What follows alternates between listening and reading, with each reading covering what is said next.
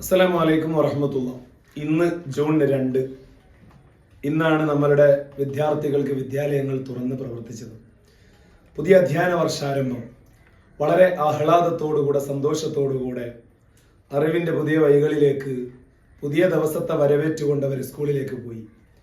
പ്രിയപ്പെട്ട രക്ഷിതാക്കളോടാണ് വളരെ ഗൗരവത്തോടുകൂടെ ശ്രദ്ധിക്കേണ്ട വിഷയമാണ് ലഹരി. കാർന്ന് തിന്നുകയാണ്.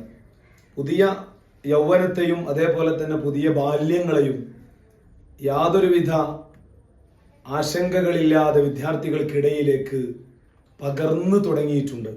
കൃത്യമായിട്ടുള്ള ശ്രദ്ധയും ബോധവൽക്കരണവും നമ്മളുടെ കരുതലും അത്യാവശ്യമാണ്.